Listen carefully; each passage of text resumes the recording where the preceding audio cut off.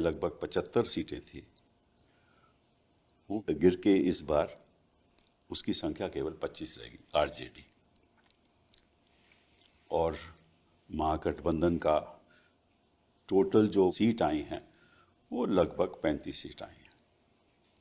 अब इसके पीछे कार्य क्या है, क्यों ऐसा हुआ, कैसे ऐसा हुआ, उसके बारे में तो हम बाद में चर्चा करेंगे। लेकिन अब अगर बिहार का इतिहास देखिए, आज के दिन भी बिहार सबसे पिछड़ा प्रदेश है। गरीबी देखो तो सबसे ज़्यादा, शिक्षा से संदर्भ में सबसे पीछे, स्वास्थ्य के संदर्भ में सबसे पीछे। फ्लड आते हैं तो बाढ़ ऐसे ही आती है तो गांव-गांव बह जाते हैं और कोई ख़ास सुधार हुआ नहीं। और जो बैकवर्ड कम्युनिटी है बिहार में, जो पिछड़े लोग हैं या बाकी लोग हैं, वही राज कर रहे हैं। 1990 से लेकर 2005 तक लालू जी का राज था, 2005 से लेकर अब तक नीतीश जी का राज था, और इस बीच कई चुनाव हुए। 2005 में नीतीश जी जीते, 2010 में असेंबली के चुनाव में नीतीश जी और बीजेपी साथ थे।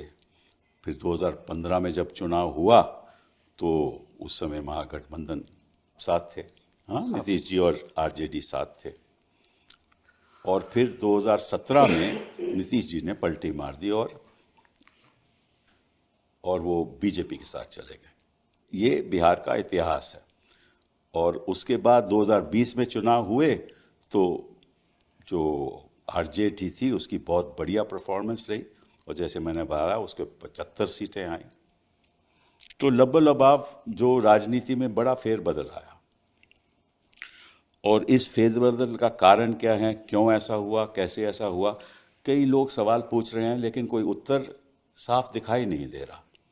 कुछ शंकाएं तो हैं, उसके बारे में हम चर्चा करेंगे। और इसलिए आज हम इस ऐसी शख्सियत के साथ हैं जो एक कम उम्र में हिंदुस्तान का इतिहास उन्होंने रचा है।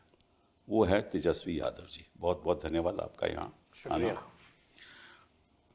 हमें मालूम है कि आप वैसे तो क्रिकेटर थे, शुरुआत अपने क्रिकेट से की, और आप दिल्ली डेयर डेविल्स में भी टीम में शामिल भी थे। लेकिन वो आपका 2000 मेरे ख्याल 12 में आप 11-12 तक आप रहे, तो आपने फिर छोड़ दिया। उसने 2013 में आपने तय किया कि मैं राजनीति में आऊँगा। और 2015 में जब आप चुनाव लड़े तो आप मतलब कि तब डिप्टी चीफ मिनिस्टर बने बिहार के। 26 साल का था। 26 साल के थे। मेरे ख्याल हिंदुस्तान के इतिहास में ऐसा कभी हुआ नहीं जी। और फिर दोबारा आप डिप्टी मिनिस्टर बने 2022 में। 22। इस बीच में 2017 में नीतीश जी उस तरफ चले गए। उस समय लीडर ऑपोजिशन, और लीडर ऑफ ऑपोजिशन थे, वो भी सबसे दोनों एक्सपीरियंस रहा, सत्ता पक्ष का भी विपक्ष का और तभी भी सबसे युवा आप लीडर ऑफ ऑपोजिशन रहे हिंदुस्तान के इतिहास में। तो बिहार में समझ लीजिए कि एक नई शख्सियत की लहर आई थी, मैं समझता हूँ। और बिहार का फ्यूचर आपके हाथ में है। मैं समझता हूँ हार जीत तो होती रहती है, लेकिन बिहार का फ्यूचर आपके हाथ में है। और अगले 5 साल बताएंगे कि क्या होने वाला है, क्या नहीं होने वाला। लेकिन आज जो हम चर्चा करेंगे वो आपसे इस बात की चर्चा करेंगे कि 2020 में तो आपकी 75 सीटें आईं, तो ये कम होकर 25 कैसे हो गई? इसके कारण क्या है आपके हिसाब से? मेरे भी कुछ इसमें ख्याल है, मैं बाद में करूँगा। देखिए, ये बात तो कोई भी डाइजेस्ट नहीं कर रहा। खास तौर पे बिहार की भी जनता से भी बात की जाए आज भी, तो उनको भी ये पच नहीं रहा बात। और मैं तो ये दावे के साथ भी कह रहा हूँ, जो बीजेपी के या जदयू के सत्ता पक्ष के जो विधायक भी चुनाव जीते हैं वो भी विश्वास नहीं कर रहे। अच्छा, देखिए, आपने जैसे पहले बिहार के बारे में जिक्र किया, बिहार सबसे गरीब राज्य है। बिहार में कोई उद्योग कारखाना नहीं है, सबसे ज़्यादा बेरोजगारी है और सबसे ज़्यादा पलायन है। और ख़ास तौर पर अगर बात की जाए शिक्षा स्वास्थ्य के बारे में, तो सबसे फिसड्डी राज्यों में से है। लेकिन बिहार की एक खूबी भी है कि बिहार देश का सबसे युवा प्रदेश भी है। तो तकरीबन 60% जो है युवा हैं। जो असल बिहार का जो मुद्दा पूरे चुनाव में था, या कोई भी सर्वेज वगैरह भी दिखाई बेरोजगारी का था, तो बेरोजगारी। बेरोजगारी का था। और पेपर लीक हो, बेरोजगारी हो, करप्शन हो, क्वालिटी ऑफ एजुकेशन की बात हो, शिक्षा की बात हो, पलायन की बात हो, बिहार में 3 कारणों से लोग बाहर जाते हैं: पढ़ाई, दवाई और कमाई। जी हाँ। ये 3 कारण हैं, मुख्य कारण हैं। लेकिन 20 साल नीतीश कुमार जी ने रूल किया और 11-12 साल नरेंद्र मोदी जी प्रधानमंत्री, डबल इंजन की सरकार, जी हाँ, एक शुगर मिल चालू नहीं करा पाए। ठीक बात है। और कभी भी इन लोगों के जुबान से बेरोजगारी, रोजगार या सकारात्मक बात, पॉजिटिव बातें बिहार के बारे में कभी भी इन्होंने नहीं कहा। अभी भी प्रधानमंत्री आए तो कट्टे और किसकी किसकी बातें उन्होंने की। लेकिन 2020 में सबसे पहले हमने ये घोषणा की थी कि अगर हम मुख्यमंत्री बनते हैं तो पहले कैबिनेट मीटिंग में पहला कलम अगर मेरा चलेगा तो 10 लाख नौजवानों को सरकारी नौकरी देंगे। लोगों ने बढ़ चढ़ करके जो है हम लोगों को सपोर्ट किया और केवल डिफरेंस जो था 20 में वो 12,000 वोटों का था, हमारे अलायंस में और उनके अलायंस में। और सीटों की तुलना कीजिए तो 12-14 सीटों का फर्क, जी हाँ, 12,000 जी हाँ, जी हाँ। बड़ा। तो बिलो 1000 वोट्स जो है हम कई सीटें जो हैं हारे हैं। और लेकिन जब हम 22 में दोबारा बने, आपका परसेंटेज 23% था उस समय भी। उस समय भी वोट हाईएस्ट परसेंट। हाँ, सबसे ज़्यादा हाईएस्ट 23% हम ही लोगों था, का उस समय भी हाईएस्ट था। तो उस समय 19 जो लोकसभा के बाद और उसमें लगभग 8 से 10% हम लोगों ने कवर किया था, जी हाँ, अगर 19 की बात की जाए तो। लेकिन फिर अब दोबारा जब हम मुख्यमंत्री बने 22 में, तो हम लोगों ने पहला शर्त ही ये नीतीश जी के साथ था कि भाई एक तो कॉमनवेल्थ फोर्सेस को देश की गद्दी से हटाना है, दूसरा अगर हम आ रहे हैं तो 5 लाख नौकरियां या 10 लाख नौकरियों की कार्रवाई जो है वो होनी चाहिए, वरना लोग हमसे पूछेंगे कि सत्ता में आए तो क्या किया। और पहली बार आरजेडी ने नीतीश कुमार जी के साथ रहते हुए एजुकेशनल डिपार्टमेंट भी लिया और वहाँ से तकरीबन हम लोगों ने कई नौकरियों जो है लगभग उस दौर में 5 लाख नौकरी हम लोगों ने दी, 3.5 लाख नौकरियां प्रक्रियाधीन कराई। हमारे हटने के बाद भी पेपर लीक हुआ। तो मेन मेरा ये कहने का मतलब है कि बेरोजगारी जो था वो सबसे बड़ा मुद्दा था और लोगों ने बढ़ चढ़ करके, हम तो हर जगह कैंपेन गए, जो लोगों का जो गुस्सा जो सरकार के प्रति रहा, जिन लोगों ने लाठियां खाई, वो लोग नहीं चाहते थे कि एनडीए की सरकार जो है दोबारा बने। नया बिहार बनाना चाहते थे, ऐसा बिहार जो पढ़ाई, दवाई, कमाई, सिंचाई, सुनवाई और कार्रवाई वाली सरकार हो। लेकिन आपको एक शब्द में हम बता देंगे कि अभी चुनाव में आपका हुआ क्या। उस बात का जवाब नहीं आया कि क्यों आप समझते हो कि ये आपके हम ये कह सकते हैं कि लोकतंत्र हारा है, मशीनरी जीती है। लोकतंत्र हारा है, मशीनरी जीती है। मशीनरी जीती है। अच्छा, वो मशीनरी के कई पहलू हो सकते हैं। देखिए उसके मतलब जो चीज़ें जो उम्मीद लगाई जा सकती है कि भाजपा और ये लोग करेंगे, उन लोगों ने कोई भी चीज़ छोड़ा नहीं इस चुनाव में करने से। आप देखिएगा जो भी योजनाएं, हमारा जो विजन था, सबसे पहली बार चुनाव में से पहले हमने अपना विजन रखा था कि पेंशन हम बढ़ाएंगे, माई बहन मान योजना भी लाएंगे। ये सारी चीज़ों को देखिएगा तो सरकार ने उसको इम्प्लीमेंट किया। और ये 20 साल से इनको याद नहीं आ रहा था कि 400 से भी पेंशन बढ़ाना है। जब हमने कहा तब इन लोगों ने जो है वो इम्प्लीमेंट जो है किया। लेकिन चुनाव के कोड ऑफ कंडक्ट के 10 दिन पहले 10-10 हज़ार रुपये बांटे गए। यानी वैसे अलग अलग योजनाओं के तहत लगभग 40,000 करोड़ रुपए जो हैं पूरे बिहार में लोगों के सीधे जो है बांटे गए। आप ये कह सकते हैं कि रिश्वत दी गई है पूरे चुनाव में।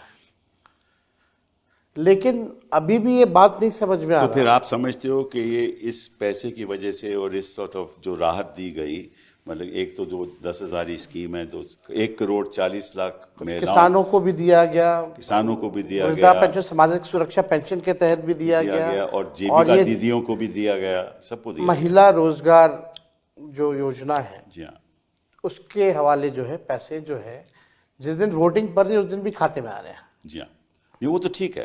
तो आप समझते हो कि इस वजह से लोग प्रभावित हुए?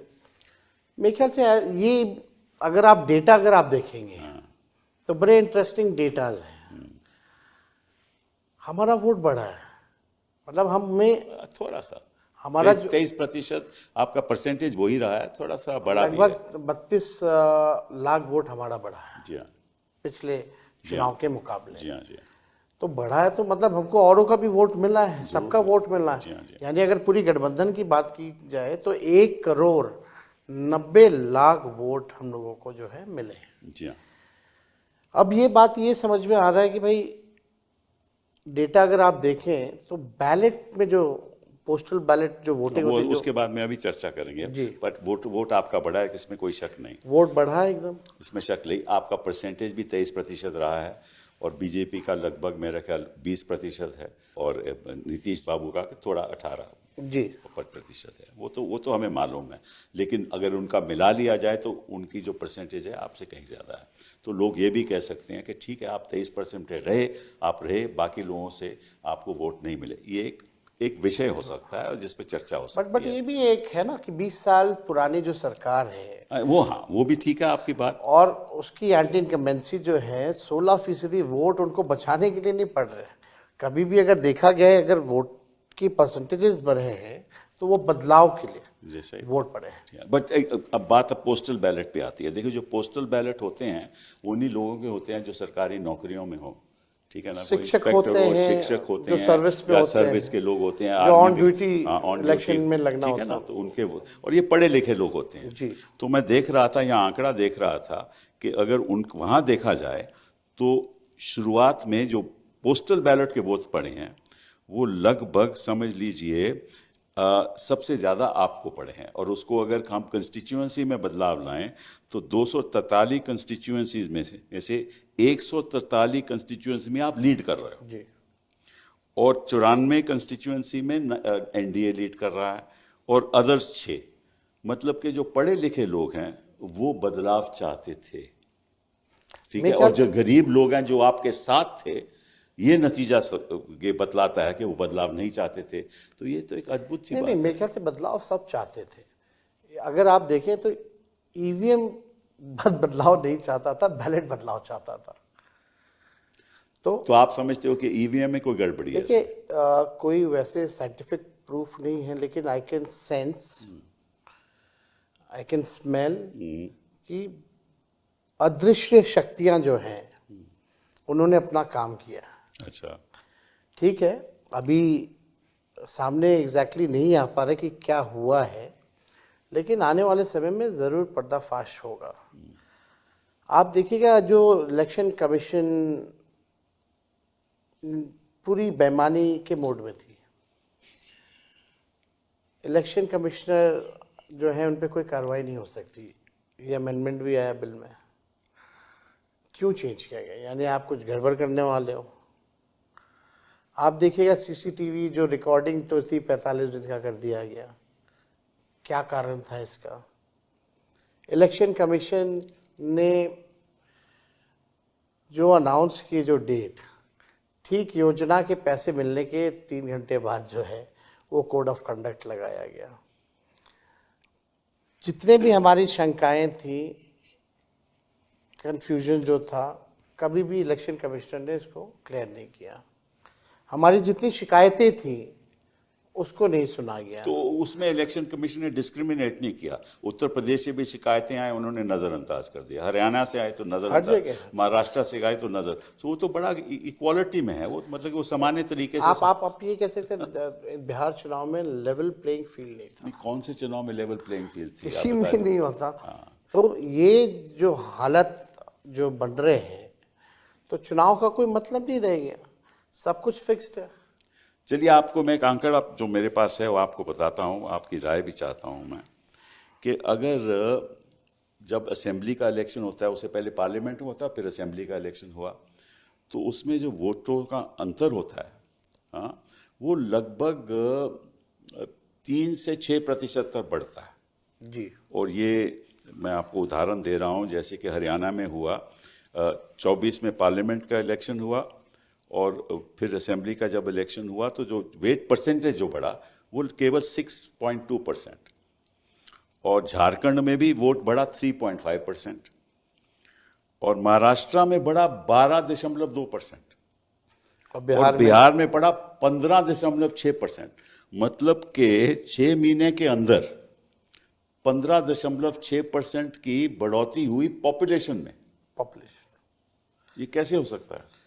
ये इसका मतलब ये हुआ कि किसी तरीके से वोटों की संख्या बढ़ाई गई। आपको हम ये बताना चाहेंगे, पहले वोट पड़ते थे बैलेट से भी, तो शाम तक बता देते थे इलेक्शन कमीशन कि इतने परसेंटेज वोटिंग पड़ी है, इतने महिलाओं ने दिए, इतने पुरुषों ने दिए। इस बार तो महिला पुरुष का बताया ही नहीं, और उस दिन नहीं 2 दिन तक तो इन लोगों ने वोटिंग ही परसेंटेजेस नहीं बताया कि कितने वोट पड़े हैं एक्चुअली में। मेरे को प्रेस कॉन्फ्रेंस करना पड़ा, फिर भी बेशर्मी इतनी कि जो दूसरा फेज का चुनाव खत्म हुआ उसके साथ इन लोगों ने इकट्ठे दिया। तो ये छुपाने वाली बात मेरे को पची नहीं। अब हमको ये लगता है कि ये वोट बढ़ाने की जो एक बड़ी साजिश है, वोट बढ़ाना ये मतलब मशीन बढ़ाओ। मशीन कैसे बढ़ेगा? तो बूथ की संख्या बढ़ा दो। तो ये पूरा खेल जो है, बूथों को बढ़ाया गया। बूथ बढ़ेंगे तो स्वाभाविक रूप से मशीनें बढ़ेंगी। मशीनें बढ़ेंगी तो इनकी जो अभी तो हम कोई ऐसा एविडेंस नहीं ला सकते, but I can sense it कि कुछ गड़बड़ है, कि कुछ ना कुछ ये लोग करते हैं। अगर आप एक बूथ पे भी अगर 20 वोट मैनेज कर लो तो उसकी बड़ी संख्या हो जाती है। और इस बार हम लोगों ने कई सीटें जो हैं बहुत कम कम मार्जिन से भी हम लोग हारे हैं। तो लेकिन जो नतीजा जो आया, 200 से भी ऊपर सीटें एनडीए को आ रही हैं, ये कोई भी या महाराष्ट्र का हो, इसको कोई बाय नहीं कर सकता। सर्वेज भी होते हैं, सैंपल्स भी आते हैं, तो आप देखिएगा जितना बड़ा आपका जो वोट पड़े हैं आपके इस बैलेट में, उतने कितनी बड़ी एजेंसी हो उससे ज्यादा तो यही तो मैं कह रहा हूँ, जो पोस्टल बैलेट जो वोट हैं वो 1,77,000 लगभग, और जो सर्वे होता है लगभग वो 40,000 45,000 मैक्सिमम का सर्वे होता है। तो अगर सर्वे कहता था, सर्वे भी ये नहीं कह रहे थे कि इनकी 202 सीटें आएंगी 243 में, ये सर्वे भी नहीं कह रहा था। लेकिन अगर आपका सैंपल पोस्टल बैलेट पर 1,77,000 है, जो सर्वे जो करते हैं उनसे कहीं ज़्यादा है, तो नतीजे हैं वो उस तरीके से आए क्यों नहीं। और इस पे बारे में जो हम चर्चा कर रहे हैं, आपको बड़ी शंकाएं हैं कि किसी तरीके से ये मैनेज हुआ है। मतलब आप अगर बिहार देखें तो एक बड़ा प्रदेश है, सीमांचल का इलाका है, मगध का इलाका है, चंपारण का इलाका है, पूर्वांचल इलाका है, कोसी का इलाका है, तो वहां तो हर जगह एक ही पैटर्न से सीमांचल तो ओवैसी साहब ने आपको बोला, तो देखिए वो वहाँ भी अभी काफ़ी चीज़ें जो हैं, डेटा आएगा उस हिसाब से हम लोग बात करेंगे। लेकिन वो भी पोजीशन वहाँ बहुत बढ़िया था हम लोगों का, जो ग्राउंड जो रियलिटी थी, बहुत सब लोग एक पक्ष में जो है। पिछली बार तो आप लोगों को बहुत सीटें आई थी उस तरफ से, वहाँ से नहीं, वहाँ से भी हमेशा आता रहा। खैर जो भी बातें हैं, सीट तो हम कह सकते हैं कि ये पूरा चुनाव जो है बड़ी बेईमानी हुई है, और जैसे हमने पहले भी कहा कि मशीनरी की जीत हुई है। तो मशीनरी, बिहार में जब चुनाव तो इकलौता राज्य होता है। मैं आपको एक उदाहरण देना चाहता हूँ, जो मैंने खुद एक प्रेस कॉन्फ्रेंस की थी और शायद आपने देखी भी हो, कि हरियाणा से कुछ स्पेशल ट्रेन चली थी। स्पेशल, तो जो सवाल उठाए गए कि भाई आप स्पेशल ट्रेन क्यों चला रहे हो, क्योंकि सीधे वो बिहार जा रही थी, हरियाणा से बिहार जा रही थी। तो चुनाव आयोग ने ये बताया और रेलवे मिनिस्ट्री ने बताया, और जब हमने सवाल उठाया कि भाई ये ऐसा है कि ये सडन अनशेड्यूल जब रश हो जाता है तो फिर हम अनशेड्यूल्ड ट्रेन चलाते हैं ताकि लोगों को तकलीफ ना हो। तो जो चुनाव जो था, आपको मालूम है कि 6 तारीख का चुनाव था और छठ पूजा 28 को ख़त्म हो गई थी, अक्टूबर को, ठीक है ना।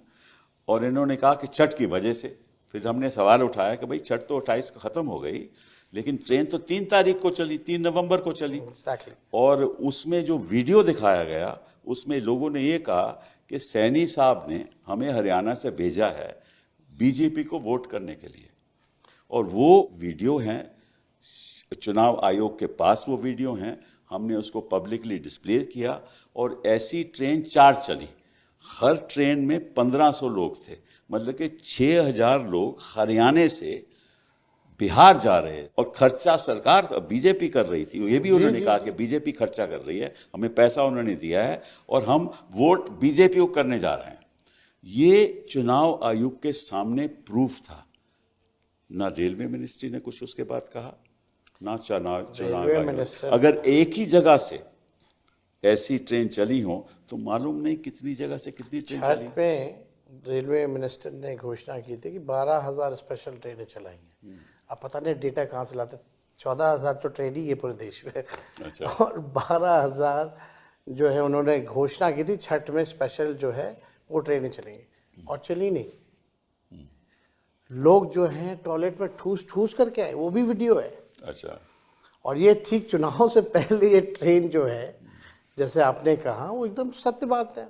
और केवल एक शहरों से ही नहीं, यही तो ना, कहीं से भी, बॉम्बे से, साउथ से, आपका कई जगहों से, नॉर्थ ईस्ट से, जहाँ भी बीजेपी की सरकार रही है वहाँ वहाँ ये काम जो है किया गया। तो इन लोगों ने किया है। अब बाकायदा उनको भाजपा का पट्टा दे करके, जी हाँ, खुद भाजपा के नेताओं ने कहा कि हमने टिकट कटवाया, पार्टी ने कटवाया है, लौटने का भी कटवाया है। चलिए मान लीजिए कि इतने लोग बाहर से आए, तो या तो खुद बीजेपी के लोग थे या पलायन की वजह से वो बिहार के वोटर थे। दो ही बातें हो सकती हैं ना। तो अगर तो पलायन की वजह से बिहार के वोटर थे तो आके उन्होंने वोट किया। देखिए, और अगर बीजेपी के वर्कर थे तो बहुत ही गंभीर बात है। ये तो है। लेकिन आप ये बताइए कपिल सर कि जो लोग बाहर पलायन करने गए हैं, वो लोग आकर के बिहार में इसलिए वोट देगा ना कि क्योंकि हमको बिहार छोड़ के ना जाना पड़े अगली बार से, या इसके लिए वोट देगा कि इनकी वजह से वो बाहर गए। जो भी मजदूर, जो भी पढ़ाई के लिए या दवाई के लिए, कमाई के लिए अगर बाहर जा रहा है, अगर वो वोट करने आता है तो वो बदलाव के लिए वोट करेगा, ताकि पलायन रुके, बेरोजगारी खत्म हो, उनको अच्छी शिक्षा मिले, अच्छी चिकित्सा मिले। ये तो ये बात सही है, पर लॉजिक समझ इसमें में और आया। मुद्दा है, इसमें और मुद्दा है कि अगर तो वो बिहारी है जो यहाँ वोट करने आ रहा है, तो पहले वो छठ पे आएगा, छठ पे आएगा ना, छठ पे। तब तक तो वो वहीं होगा। एग्जैक्टली। तो ये ट्रेन तो 3 तारीख चल रही है। देखिए, दिवाली से लोगों का आना शुरू हो इसका जाता मतलब है। ये तो मतलब है ही नहीं, क्योंकि ये छठ पूजा के लिए तो नहीं आ रहे थे। ये तो 3 तारीख को ट्रेन चली, मतलब कि छठ पे नहीं आए वो, दिवाली सारा लोग का शुरू हो जाता है। ठीक है ना। तो फिर 3 तारीख को जब चली तो इसीलिए आए थे कि और वो कह रहे हैं बीजेपी को वोट करने आए थे, और चुनाव आयोग चुप है। तो इसका मतलब कि एक साझेदारी है। आपके हिसाब से क्या ये साझेदारी है, जैसे आपने कहा, चुनाव आयोग की, भाजपा की और सत्ता पक्ष के लोगों की, सबकी साझेदारी है? जितनी संवैधानिक संस्थाएं हैं, सब आज के दिन में कॉम्प्रोमाइज हो रखे हैं। ये बात हम लोगों ने बार बार हर जगह कहा है। अल्टीमेटली ये देश पे लोकतंत्र को खत्म करके राजतंत्र लाना चाहते हैं। आरएसएस का एजेंडा ये लोग जो है लागू करना चाहते हैं। ये डेमोक्रेसी को एकदम खत्म करके संविधान को बदलना चाहते हैं। कुछ लोग कहते हैं, मुझे नहीं मालूम, मैं, कुछ लोग कहते हैं कि प्रदेशों पे अगर ये हावी हो जाएं और अगर इनकी सरकारें बन जाएं तो निश्चित रूप से इनको 2/3 बहुमत मिलेगी ताकि संविधान बदल सके, और संविधान बदल लेंगे तो फिर ये कुछ भी कर सकते हैं। लेकिन एक और बात पे हम चर्चा शुरू करना चाहते हैं, वो है एसआईआर पे, स्पेशल इंटेंसिव रिवीजन, जो इन्होंने तय किया कि हम करेंगे। तो आपको मालूम है कि स्पेशल इंटेंसिव रिवीजन एक ऐसा रिवीजन होता है जो नए तरीके से वोटर की जानकारी पता चले। मतलब पुराने लिस्ट को अलग करके नए नया लिस्ट बनाया। नया लिस्ट बनाया जाए और उसके लिए आप हाउस टू हाउस सर्वे आपको करना पड़ता है, लेकिन इन्होंने वो तो किया नहीं। इन्होंने एक इनोमिनेशन फॉर्म दे दिया और कहिए कि आप इसमें भर दीजिए, और जो जिसके इलेक्टोरल रोल में 2003 के इलेक्टोरल रोल में जिसका नाम है उसको भी भरना पड़ेगा। अगर नहीं भरेगा तो फिर उसका नाम वोटर लिस्ट से कट जाएगा और उसको दोबारा अप्लाई करना पड़ेगा कि वोटर लिस्ट में मेरा नाम आए। ठीक है ना? तो ये विरोध हम वकीलों ने भी किया, कोर्ट ने सुनवाई भी की और अभी बात चल भी रही है।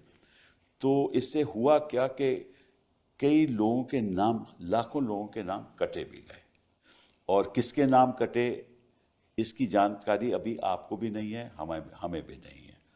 और जानकारी कैसे मिले वो तो वक्त लगेगा। इस बीच तो नई सरकार बन गई, तो ये भी एक और तरीका था कि 2 महीने में इसको कराओ, और सभी को मालूम है कि 2 महीने में ये हो नहीं सकता। तो ये भी एक साझेदारी थी आपके हिसाब से?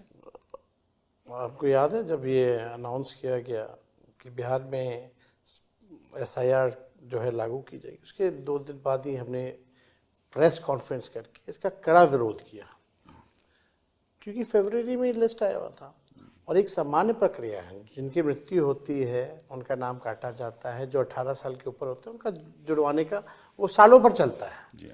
कोई ऐसा नहीं कि नया कोई बात है। फरवरी में एक लिस्ट आई हुई थी, और फरवरी और SIR का जो लिस्ट में जो डिफरेंसेस आप देखेंगे, मरे हुए लोगों का या अनट्रेसेबल लोगों का या डुप्लीकेसी की बात अगर की जाए तो बड़ा ह्यूज डिफरेंस था। आप तो सर केस लड़े, यू नो एवरीथिंग, लेकिन हमारा ऑब्जेक्शन ये था कि भाई उस दौरान SIR आप कर रहे हैं जब बिहार में फ्लड है। जो अपना जान बचाएगा, जो अपना घर बचाएगा, कि वो डॉक्यूमेंट जमा कराता चलेगा ब्लॉक ऑफिस। जी हाँ, बिल्कुल सही। तो सवाल तो एक तो टाइमिंग को लेके था, अगर आपको कराना था तो आप लोकसभा के बाद ही ये प्रक्रिया चालू कर देते हैं। और इंटरेस्टिंगली जो सबसे बात जो खटक के आई, कुछ दिन पहले इलेक्शन कमीशन ने ऑल पार्टी मीटिंग बुलाई थी बिहार के लोगों को, इसके बारे में कोई जानकारी नहीं दी। आप कम से कम पॉलिटिकल पार्टियों को लूप में ले लेते, डिस्कस कर लेते, और हम लोग भी सहयोग करते हैं। नहीं, 2 महीने में ऐसे कि इतनी गहराई से कभी हो ही नहीं सकती। बिहार में ऐसे डॉक्यूमेंट जो SIR के लिए जो 11-12 जो डॉक्यूमेंट जो मांगे जा रहे थे 11-12, वो आप समझिए कि उनके पास है ही नहीं। कैसे होंगे? जो गरीब हैं। वो कैसे होगा? गरीब के पास तो पासपोर्ट होगा नहीं। और जो गरीब आदमी है जिसके पास सरकारी नौकरी नहीं है तो उसका पेंशन का कोई वो नहीं होगा, कुछ भी नहीं होगा। तो ऐसे डॉक्यूमेंट मांगे। आप लोगों ने लड़ाई लड़ी तो कम से कम आधार कार्ड जो इंक्लूड हुआ। एक इंटरेस्टिंग बात बताऊं, बड़ी इंटरेस्टिंग बात है। 1919 में और 1935 में जो एक्ट बने, 1919 एक्ट और 1935, 1935 में, उसमें ये कहा गया कि इन लोगों को वोट देने का हक है। वो कौन लोग थे? जो सरकारी नौकरी में हैं, जिनको पेंशन मिलती है। और कौन लोग थे? जिनके पास घर है, मकान है। तो जो मतलब के एलिटिस्ट लोग थे, जिनके पास दस्तावेज थे, उन्हीं को वोट देने का हक था। तो ये इन्होंने जब कहा कि आधार को हम नहीं मानेंगे, और ये जो उन्होंने कैटेगरीज दी कि पासपोर्ट वाले लोग, पासपोर्ट वाले तो वही लोग हैं जो बाहर जाते हैं, जिनके पास पैसा है। फिर पेंशन वाले लोग जो नौकरी में हैं। इंटरेस्टिंगली आधार को पहले लिंक किया गया था, इलेक्शन कमिशन ने किया था। I know that, duplicacy. But अभी तो विरोध कर रहे थे ना कि आधार फिर बाद में आधार भी मानते नहीं है। मतलब कि जो प्रक्रिया इंडिपेंडेंस से पहले चली आ रही थी कि किन किन लोगों को हक है वोट करने का, वही इंडिपेंडेंस के बाद बिहार में 2025 में हो रहा था।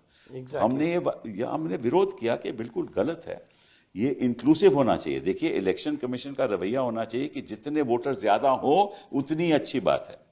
क्योंकि आपको मालूम है, जब गृह मंत्री जी बिहार में पहली बार गए तो उन्होंने क्या कहा कि हम तो ये चाहते हैं कि ऐसा हो, रिवीजन हो, ताकि जो घुसपैठिए हैं जो आए हैं बिहार में, उनका वोटर लिस्ट में नाम नहीं होना चाहिए। तो आप बताइए कि इसी एक घुसपैठिए का आपका नाम पता चला? वो तो इलेक्शन कमीशन ने कहीं कैटेगरी में भी नहीं रखा था, नहीं रखा ना, तो और ये ना ही फिर कुछ था। आप देखिए कि इससे पहले भी झारखंड का चुनाव हुआ, जी हाँ, वहां भी घुसपैठिया ही मुद्दा उठाया गया। बिल्कुल बिल्कुल। अब वहां क्या खत्म हो गए? हाँ, अब यही तो ना। अमित शाह मोदी जी का ध्यान उधर नहीं जा रहा। करेक्ट। अब बिहार में चुनाव है तो घुसपैठियों की बात की जा रही है। और आश्चर्य लगता है हमको कि इलेक्शन कमीशन जब सुप्रीम कोर्ट में एफिडेविट करता है तब उसमें इसका जिक्र नहीं है, और उसके बाद भी प्रधानमंत्री वहां जाके घुसपैठिया की बात कर रहे हैं। अभी भी शुरू कर दिया अगर उन्होंने। आया है घुसपैठिया तो आपकी 11 साल से सरकार है, बिहार में 20 साल से सरकार है, क्या कर रहे हैं आप लोग? फिर सवाल तो ये अपने ऊपर खड़ा कर रहे हैं। लेकिन इनका तो पुराना ओल्ड फॉर्मूला है, डिवाइड एंड रूल, जो अंग्रेज़ों का था कि आप हिंदू मुसलमान करो, नफ़रत की भाषा इस्तेमाल करो, आप जो है लोगों में, समाज में तनाव का वातावरण पैदा करो।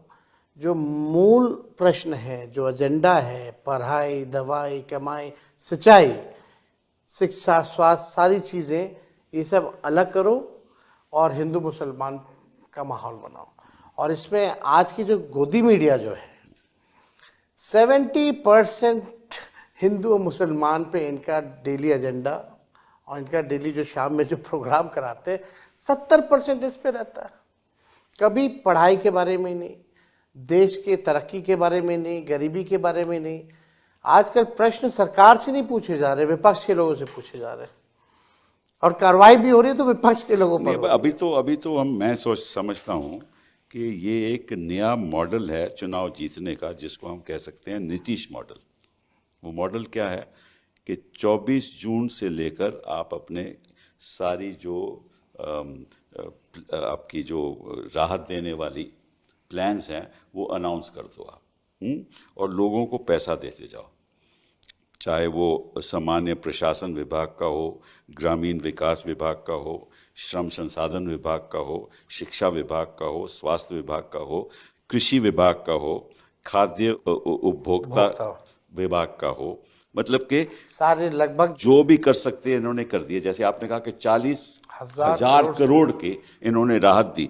और बड़ी इंटरेस्टिंग बात यह है कि 3 अक्टूबर 2025 में स्वास्थ्य विभाग और शिक्षा विभाग में इन्होंने एक अजीब गजब सा इन्होंने फैसला लिया। वो ये है कि जो ANM का मानदेय 11,500 से बढ़कर 15,000 कर दिया, और शिक्षा सेवक तालीमी मरकज 340 से बढ़कर 12,000 कर दिया। अलग से सहायता ऋषि 10,000, मतलब कि जो 340 से 12,000, सहायता ऋषि 10,000। अगर ये घूस नहीं है, और ये किस दिन हुआ? ये 3 अक्टूबर को हुआ, और आपका चुनाव 6 अक्टूबर को है। और इस बीच ये पैसा आता रहा। 20 साल से इनको कुछ नहीं करना था। हाँ, इनके तरफ लेकिन नीतीश मॉडल ये हुआ कि आप 5 साल कुछ ना करो या 20 साल कुछ ना करो, और 3 महीने पहले ये सारी पैसे बांट दो, और अपनी ये 10,000 स्कीम से लोगों की महिलाओं इस बार 10,000 बांटा, अगली बार 20,000 दो। तो मतलब कि ये इस मॉडल से देश चलेगा आपके हिसाब से? देखिए, ये तो अद्भुत है। ठीक है, मैं ये मानता हूँ कि पहले सामाजिक न्याय का दौर था, अब आर्थिक न्याय का दौर है। तो आर्थिक न्याय का दौर में आप नौकरी की व्यवस्था करिए, आप कारखाने लगाइए, उद्योग लगाइए, शुगर मिल चालू कराइए, पेपर मिल, जूट उसके लिए तो पैसा नहीं है ना, उसके लिए तो पैसा ही नहीं। वो करना ही नहीं है इनको। ये वो तो कहते थे कि भाई अगर ऐसा करेंगे तो फिर लोग बाहर से जाकर कमाई कैसे लेंगे। पहली बार प्रधानमंत्री गए थे मोतिहारी, तो बोले यहाँ चीनी का मिल हम चालू कराएंगे और उसी चीनी का चाय पियेंगे। 11 साल हो गया, पता नहीं। अगर प्रधानमंत्री अपने पुराने भाषणों को देखे तो उनको शर्म आना चाहिए बिहार आने में, जो बातें उन्होंने की है। तो अब पूरा सिस्टम आप देखिएगा, कोई जैसे पहले भी हमने कहा कि पूरे देश में ही अब ऑपोजिशन के लिए जो लेवल प्लेइंग फील्ड नहीं रह गया। इलेक्शन कमीशन उनके साथ है, मीडिया उनके साथ है, पूंजीपति उनके साथ है, सारी कॉन्स्टिट्यूशनल इंस्टीट्यूशंस उनके साथ हैं, जितने अधिकारी जो हैं। अब इसका यही मतलब है ना कि भाई आपने 10,000 आपने एक रिश्वत के तौर पे दिया वोट लेने के लिए, अब 5 साल ये भ्रष्ट अधिकारी और नेता जो भ्रष्ट हैं वो अब रिश्वत लेंगे। सही बात है। यही होना है। भ्रष्टाचार, आप सीएजी की रिपोर्ट में आप देखिए 71,000 करोड़ का कोई हिसाब किताब नहीं है, इस पे कोई चर्चा नहीं हो रही है। कितने बार हमने लक्ष्य सदन तो ये है में, कि चुनाव जीतना है। मीडिया में इस बातों को हम लोगों ने उठाया। मीडिया कुछ जो नहीं सृजन घोटाला हुआ, ऐसा घोटाला पूरे देश में नहीं हुआ है। बड़ा इंटरेस्टिंग है। सरकार का खजाना सरकार के पास ही रहता है, सरकार के खाते में रहता है। ये सरकार का पैसा एक एनजीओ जो नकली बैंक बना करके रह रही थी उसके खाते में था। अच्छा। और जब सरकार को जरूरत पड़ती थी तो उससे ये लोग लेकर के पैसा वो करते थे। लेकिन उस घोटाले का भी कुछ नहीं हुआ अभी तक। नहीं, वो तो घोटाले का तो, क्योंकि ऐसा है ना कि भाई जो इनके पक्ष में है उनके तो कार्रवाई तो होगी नहीं। लेकिन मैं एक बात सोच रहा था कि जो उत्तर प्रदेश के चुनाव में 2027 में है ना, हाँ, है ना, 2027 में, अभी टाइम है, वो अभी तो 2025 पहले बंगाल का, फिर ठीक है ना। तो उसका जो इंटेंसिव रिवीजन है वो अभी क्यों हो रहा है? क्योंकि उसके लिए तो अभी आपको 6 महीने 8 महीने भी आप कर सकते हो, तो उसका आप 2 महीने में क्यों कर रहे हो? इसके पीछे तो कुछ होगा नहीं, कुछ सोच ना होगी कुछ ना ये लोग कि जल्द से जल्द किया जाए। नए नए चीज़ें जो हैं ये लोग कुछ ना कुछ सोचते रहते हैं, कर रहे होंगे। लेकिन ये जो हिंदी बेल्ट जो है ये इनके लिए सबसे इम्पोर्टेंट है। यूपी, बिहार और आपका बंगाल का जो इलाका है, ये बिहार में आज तक भाजपा अपने बल पे नहीं आई है, तो बिहार तो इनके लिए एकदम टारगेट था ही था। जी हाँ। तो इन्होंने जो करना था वो किया। अभी अगला बंगाल है, बंगाल में भी इसकी जो है शुरुआत की जाएगी। वहाँ तो जो घुसपैठियों की बात तो और जोर शोर से की जाएगी, बिल्कुल, और कम्युनलाइज करेंगे लोग चुनाव को। नहीं, बट वहाँ तो प्रॉब्लम थोड़ी और है ना कि जो बांग्लादेश से लोग आए हैं वो तो हिंदू लोग हैं ना, मुस्लिम तो नहीं आए ना, तो वो थोड़ा मुश्किल है। तभी तो ममता जी ने ये बात कही है। लेकिन इस बात को छोड़िए, एक और बात जो आई थिंक जनता को मालूम भी है, चुनाव आयोग को भी मालूम है, कि जब ये पत्रकार लोग वहाँ जा रहे थे, वहाँ जब बीएलओ से बातें हो रही थी, तो बीएलओ तो खुद ब खुद इन्यूमरेशन फॉर्म बिना हस्ताक्षर के, तो आपके वो जो पत्रकार जो हैं, हाँ करेक्ट, उन्होंने हजारों ऐसे वीडियो दिखाए, उन्होंने हजारों वीडियो दिखाए, और उसमें ये दिखाने पे उन पे मुकदमा भी हुआ। हाँ करेक्ट, और कोई कार्रवाई नहीं हुई। कोई कार्रवाई नहीं। तो मतलब कि बीएलओ अपनी तरफ से जो मर्जी कर रहा था। और एक और बड़ी इंटरेस्टिंग बात है कि एक मिलिट्री का आदमी, आर्मी का आदमी पटना में आया, उसने अपनी बीवी से बोला कि चलिए जाकर हम अपना एन्यूमरेशन फॉर्म देते हैं। बीएलओ के पास गया, ये भी रिकॉर्डेड है, और बीएलओ कहता साहब हमने तो आपका फॉर्म दे दिया। उसने बोला कैसा दिया? इसलिए हमने दस्तखत कर दिए। तो आपने कैसे किए मेरे दस्तखत? हमने कर दिए। तो उसने बोला अच्छा फिर हम हल्फिया बयान लिखाओ। तो उसने हल्फिया बयान लिखाया, और वो दस्तावेज अभी वीडियो में हैं। तो ऐसी ऐसी बातें तो हो रही बहुत हो रही थी। और इस और पे आपको मतलब भी कि पता है, ना कोर्ट का ही कोर्ट कार्रवाई। में जो राघोपुर के जिन लोगों को मृत घोषित कर दिया गया जी था, हाँ बिल्कुल, हम लोगों ने जो 10-12 लोग कोर्ट थे में उनको पेश हम लोगों किए। ने भेजा था, आप लोग सब लोगों के पेश सामने। किए गए। तो ये तो स्थिति थी। फिर भी इतना हंगामा हो रहा है, हर चीज हो रहा है, एक बार भी इलेक्शन कमिश्नर सामने आके डाउट या कंफ्यूजन जो है क्लेम नहीं। चलिए ये तो हो गई डाउट की बात। अब थोड़ा मुश्किल सवाल भी, आपका जो महागठबंधन, इसमें भी बड़ी लोगों को दुख था कि एक स्तर से बात नहीं हो रही, और आपकी सीट की जो होना चाहिए था, पहले होना चाहिए था, वो आखिर तक आप लोग झगड़ा कर रहे थे। तो क्या प्रॉब्लम क्या थी? देखिए तो झगड़ा, इससे भी बड़ा अच्छा मैसेज नहीं गया। देखिए मेरा साफ मानना ये रहता है, विनेबिलिटी देखनी होती है। विनेबिलिटी को ही देखते हुए आप डिसीजन लीजिए। अगर आप एक जगह मजबूत हैं, आप वहाँ लड़िए। हम जहाँ मजबूत होंगे हम लड़ेंगे। लेकिन हर पार्टियाँ चाहती हैं कि भाई ज़्यादा से ज़्यादा सीटें जो हैं वो लोग लड़ें, और ये पॉसिबल नहीं हो पाता। और जो महागठबंधन जो बिहार में बेसिकली आप देखें तो वहाँ 6-7 पार्टियाँ थी, जी हाँ, नंबर भी ह्यूज थे, वो भी टाइम टेकिंग प्रोसेस था। 3-4 पार्टी यहाँ चाहती थी, भाई एक सीट पे आपको उनका भी शुरुआत इंटरेस्ट पहले था। कर देनी चाहिए थी, क्योंकि नहीं, आखिर तक क्यों छोड़ा आप लोग? हम लोगों ने बाकायदा हर चीज़ की शुरुआत की थी, लेकिन कुछ जो सीटें जो 8-10 जो सीटें थी वो फ्रेंडली फाइट में भी थोड़ी वो प्रॉब्लम आ गई। फ्रेंडली फाइट हम लोग जो है वो हम लोग लड़े। हालांकि ये तो हर दूसरी तरफ एनडीए में भी बहुत ही इसकी खिचपिच हुई। उनके लीडर्स ने तो खुल करके ट्वीट भी किया कि हम संतुष्ट नहीं हैं, हमारे साथ नाइंसाफ़ी हुई है, ये भी क्या, लेकिन लोग साथ में थे। फिर अल्टीमेटली ये इतना बड़ा मुद्दा नहीं है। मुद्दा फिर भी ये है कि अगर हम बैलेट में 143 सीट जीत रहे हैं तो मशीन में जाकर के वो ट्रेंड कैसे चेंज हो जाना, उल्टा ऑपोजिट कैसे हो जाना है। मतलब पढ़े लिखे लोग आपको वोट दे रहे हैं तो गरीब लोग आपसे मतलब कि नाराज हैं, यही हुआ ना? सबसे ज्यादा सरकार में तो गरीब परेशान है, जी हाँ। लाचार है। शराबबंदी के नाम पे आपको हम बताना चाहते हैं, इंटरेस्टिंग डेटा है, 9 लाख जो है मुकदमे हुए हैं। 9 लाख में से लगभग 14 लाख लोग जेल में हैं और 99% शेड्यूल कास्ट ईबीसी कम्युनिटी के लोग हैं। जी हाँ, करेक्ट, ये बात सही है आपकी।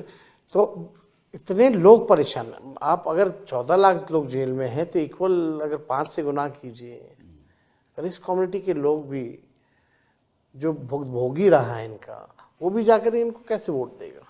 चलो दूसरा मुश्किल सवाल वो ये है, ये कहते हैं कि साहब ऐसा है कि जब प्रचार हो रहा था तो लोग कह रहे थे कि हम वो वापस जंगल राज नहीं लाना चाहते, ये कह रहे थे लोग। हाँ, मतलब कि वो देखिए, वो तो शुरू से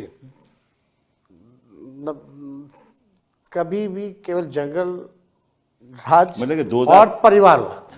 हाँ, उनको पासवान जी के परिवार, चिराग हैं, उनके जीजा जी हैं, एक जीजा जी आयोग में हैं, उनके सब लोग जो हैं चाचा से लेकर के सब लोग जो हैं वो तो बड़े काबिल लोग हैं ना। वो तो मांझी जी के परिवार। इंटरेस्टिंगली आपको हम बता देते हैं, अभी ओथ हुआ बिहार में मंत्रियों का, जो ना एमएलसी है ना एमएलए है वो ओथ ले रहा है। भाई वो कौन है? तो उपेंद्र कुशवाहा जी का बेटा है। अच्छा। पत्नी एमएलए है, बेटा चुनाव लड़ा नहीं, ना एमएलसी है, फिर भी मंत्री बनाया गया। तो अगर आप देखेंगे तो 60-70% मंत्रिमंडल जो उनका परिवारवादी है। और जितने लोग जीत करके आए हैं, भाजपा ने जो टिकट डिस्ट्रीब्यूशन की है केवल परिवार के लोगों को की है। और आप लीडर उभर के आए हैं और आप पे ऊपर आरोप परिवारवाद का। मेरे अलावा तो और कोई परिवार का कोई लोग व्यक्ति चुनाव नहीं लड़ा इस बार। जी हाँ, केवल हम ही लड़े।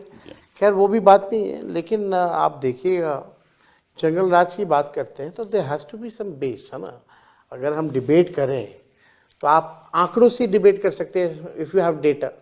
तो एनसीआरबी के जो डेटा कहते हैं कि 2005 से लगातार जो है क्राइम बढ़े, 70,000 तो 20 सालों में हत्याएं हुई हैं। नहीं, अगर जंगल राज था, चलिए मान भी दीजिए जंगल राज था, तो 2020 में आपको 75 सीटें कैसे मिली? हमेशा सिंगल लार्जेस्ट पार्टी रहा। ठीक है ना, तो अगर तब भी तो जंगल राज था, ऐसा तो नहीं कि 2025 में ही जंगल राज रहा, 2020 में भी था देन, फिर आपको 75 सीटें कैसे मिली? ये देखिए, जनता ये बाय नहीं करती है, ये जंगल राज ये वो, ये बेकार की बात है।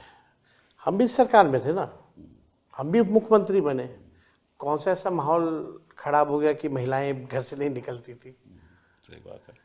हम भी राज्य के पांच पोर्टफोलियो था मेरे पास। आप ठीक ठाक थे, उनके साथ आप सरकार चला रहे थे, डिप्टी चीफ मिनिस्टर थे, कोई जब मेरे पे केस मुकदमा था तो नीतीश जी ने कहा कि इस पे फर्जी केस है। करेक्ट, बट 2017 में आपका लैंड फॉर जॉब्स आपके खिलाफ हो गया, जब उन्होंने पलटी मार दी। बिहार में पलटी बोलते हैं, इसलिए मैं कोई ऐसी बात नहीं कर रहा, तो बिहारी अल्फाज इस्तेमाल कर रहा हूं। उन्होंने जब पलटी मारी तो तुरंत आपके खिलाफ केस हो गया लैंड फॉर जॉब्स। फिर कोई उसके बाद कुछ नहीं हुआ। एक बार दोबारा जब हुआ तो फिर वही केस पे कोर्ट कहने लगा कि आप आइए, आप हाजिरी भरिए, जब चुनाव था। ये तीनों केसेस इंक्वायर्ड होकर के क्लोज हो चुके हैं, फिर भी बार बार ये किया जा रहा है। देखिए ठीक है, तंग कर सकते हैं, और क्या, मशीनरी का दुरुपयोग, अदालतों का इस्तेमाल करो, पैसे का इस्तेमाल करो, हाँ, और मतलब कि ब्यूरोक्रेसी भी आप ब्यूरोक्रेसी का इस्तेमाल करो, उन्हीं लोगों को बैठाओ, मीडिया का इस्तेमाल करो, उद्योगपतियों का इस्तेमाल करो, और षड्यंत्र कुछ भी अपनाओ, क्योंकि लक्ष्य यह है कि चुनाव जीतना। बाबाओं का भी इस्तेमाल करो। जितने इनके जो लोग हैं वो भी नहीं छोड़ते ना ये। जी हाँ। खैर इनका अपना काम है, तानाशाही ठीक है कुछ देर और चलेगी, लेकिन ये हमेशा चलने वाला नहीं है। और हम जैसे नौजवानों को जो है खड़े रहना पड़ेगा। इनके डराने धमकाने से डरना नहीं होगा, इनके लालच देने पे हम लोगों को लालची नहीं बनना पड़ेगा, बल्कि हम लोगों की जिम्मेवारी है इस देश के लोकतंत्र और संविधान की रक्षा करने के लिए। ये कुछ भी करेंगे, हमारे नेता लालू जी ना झुके, ना ये पार्टी कभी बीजेपी के साथ कॉम्प्रोमाइज़ किया, ना तेजस्वी कभी कॉम्प्रोमाइज़ करेगा। हम लोग लड़ने वाले लोग हैं, जीतता वही है जो लड़ता है। ठीक है, समय हमारे साथ है।